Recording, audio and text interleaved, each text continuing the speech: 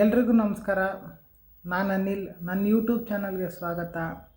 ಇವತ್ತು ಯಾವುದ್ರ ಬಗ್ಗೆ ನಾನು ಮಾತಾಡ್ತಿದ್ದೀನಿ ಅಂದರೆ, ಈ ಕುವೆಂಪು ಅವ್ರದ್ದು ಪ್ರಮುಖವಾಗಿ 2 ಕಾದಂಬರಿಗಳಿದ್ದಾವೆ. ಅದರಲ್ಲಿ ಒಂದು ಕಾದಂಬರಿ ಬಂದ್ಬಿಟ್ಟು ಕಾನೂರೆಗಡ್ತಿ, ಇನ್ನೊಂದು ಬಂದ್ಬಿಟ್ಟು ಮಲೆಗಳಲ್ಲಿ ಮದುಮಗಳು ಅಂತ. ಇವತ್ತಿನ ಈ ವಿಡಿಯೋದಲ್ಲಿ ಮಲೆಗಳಲ್ಲಿ ಮದುಮಗಳು ಅದ್ರ ಬಗ್ಗೆ ನಾನು ಮಾತಾಡ್ತೀನಿ. ಈ ಮೇಯ್ನಾಗಿ ಈ ಮಲೆಗಳಲ್ಲಿ ಮದುಮಗಳಲ್ಲಿ 2 ಪ್ರಮುಖವಾಗಿ ಸನ್ನಿವೇಶಗಳು ಬರ್ತದೆ. ಮೊದಲನೇ ಸನ್ನಿವೇಶದಲ್ಲಿ ಯಾವ್ಯಾವ ಪಾತ್ರಗಳು ಪ್ರಮುಖವಾಗಿರ್ತದಂದರೆ, ಗುತ್ತಿ, ತಿಮ್ಮಿ, ಆಮೇಲೆ ತಿಮ್ಮಿ ತಂದೆ, ಮತ್ತು ಅದಾದಮೇಲೆ ತಿಮ್ಮಪ್ಪ ಹೆಗಡೆ, ಬಚ್ಚೇಗೌಡ, ಇವರು ಪ್ರಮುಖ ಪಾತ್ರವನ್ನು ವಹಿಸ್ತಾರೆ ಮೊದಲನೇ ಸನ್ನಿವೇಶದಲ್ಲಿ. ಇದೇನಾಗುತ್ತಂದರೆ, ಮೊದಲು ಗುತ್ತಿ ತಿಮ್ಮಿಯನ್ನು ಪ್ರೀತಿಸೋಕ್ಕೆ ಶುರುವಾಗ್ತಾನೆ. ಇದು ಎಲ್ಲಿಂದ ಶುರುವಾಗುತ್ತಂದರೆ, ಸಿಂಬಾವಿಯಿಂದ ಬೆಟ್ಟಾಳಿಗೆ ಶುರುವಾಗ್ತದೆ. ಇದು ಸಿಂಬಾವಿ ಬಂದ್ಬಿಟ್ಟು ಗುತ್ತಿ ಇರೋಂಥ ಊರು, ಬೆಟ್ಟಾಳಿ ಬಂದ್ಬಿಟ್ಟು ತಿಮ್ಮಿ ಇರೋಂಥ ಊರು. ಇದು ಗೊತ್ತಾದ ಮೇಲೆ ಇವರಿಬ್ಬರು ಪ್ರೀತಿಸ್ತಿರೋದು. ಇದು ತಿಮ್ಮಿ ತಂದೆ ಗೊತ್ತಾಗುತ್ತೆ. ಅವನೇನು ಮಾಡಿಬಿಡ್ತಾನಂದರೆ, ಅದೇ ಊರಿನ ಬಚ್ಚೇಗೌಡನಿಗೆ ಮದುವೆ ಮಾಡಲು ಮುಂದಾಗ್ತಾನೆ. ಆಮೇಲೆ ಗುತ್ತಿ ಏನು ಮಾಡ್ತಾನೆ, ಇವಳನ್ನ ಓಡಿಸ್ಕೊಂಡು ಸಿಂಬಾವಿಯಿಂದ ಬೆಟ್ಟಾಳಿಗೆ ಪ್ರಯಾಣ ಮಾಡ್ತಾನೆ. ಈ ಪ್ರಯಾಣ ಮಾಡಬೇಕಾದ್ರೆ ಇವನ ಜೊತೆಗೆ ನಾಯಿ, ನರಿ, ಹುಲಿ, ಸಿಂಹ ಎಲ್ಲ ಬರ್ತದೆ.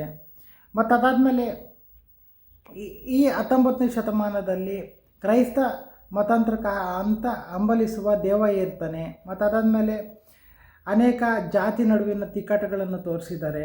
ಮತ್ತು ಅದಾದಮೇಲೆ 19ನೇ ಶತಮಾನದಲ್ಲಿ ಕ್ರೈಸ್ತ ಮತಾಂತರವಾಗಬೇಕಂತ ಜಿ ವಿ ರತ್ನ ಇರ್ತಾನೆ. ಇದು ಮೊದಲನೇ ಸನ್ನಿವೇಶ.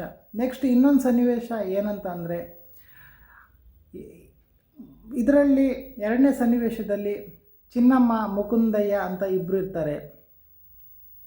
ಮೊದಲು ಮುಕುಂದಯ್ಯ ತನ್ನ ಅಕ್ಕನ ಮಗಳಾದ ಚಿನ್ನಮ್ಮನ ಬಾಲ್ಯದಿಂದಲೂ ಗೆಳೆತನ ಆಗಿರುತ್ತೆ. ಆ ಗೆಳೆತನ ಆದಮೇಲೆ ನಂತರ ಇಬ್ಬರು ಪ್ರೀತಿ ಮಾಡೋಕ್ಕೆ ಶುರುವಾಗ್ತಾರೆ. ಅದಾದಮೇಲೆ ಈ ಚಿನ್ನಮ್ಮನ ತಂದೆ ಏನು ಮಾಡಿಬಿಡ್ತಾನೆ, ಇವರಿಬ್ಬರು ಪ್ರೀತಿಸ್ತಿರೋದು ಅವ್ನಿಗೆ ಇಷ್ಟ ಇರೋದಿಲ್ಲ. ಅವನ ಹೆಸರು ಬಂದು ಹೂವಳ್ಳಿ ವೆಂಕಣ್ಣ ಅಂತ. ಅವನೇನು ಮಾಡಿಬಿಡ್ತಾನಂದರೆ, ತಿಮ್ಮಪ್ಪ ಗೌಡ ಎಂಬುವನಿಗೆ ಮದುವೆ ಮಾಡಲು ಮುಂದಾಗ್ತಾನೆ. ಅದಾದಮೇಲೆ ಇವನು ಮುಕುಂದ ಏನು ಮಾಡ್ತಾನೆ, ಈ ಚಿನ್ನಮ್ಮನನ್ನು ಓಡಿಸ್ಕೊಂಡು ಬರ್ತಾರೆ. ಅದಾದಮೇಲೆ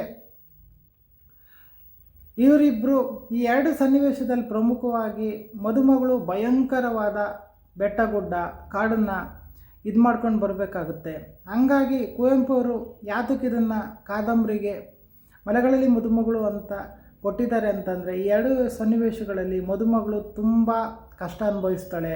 ಮತ್ತು ಅದಾದಮೇಲೆ ತುಂಬ ದುಃಖ ಪಡಬೇಕಾಗುತ್ತೆ. ಮತ್ತು ಅದಾದಮೇಲೆ ಇವಳು ನಾನಾ ರೀತಿ ಚಿತ್ರಹಿಂಸೆಗಳು ಮತ್ತು ಆಮೇಲೆ ಕಷ್ಟಪಡಬೇಕಾಗುತ್ತೆ. ಈ 2 ಸನ್ನಿವೇಶದಲ್ಲಿ ಮದುಮಗಳೇ ತುಂಬ ಕಷ್ಟಪಡಬೇಕಾಗುತ್ತೆ.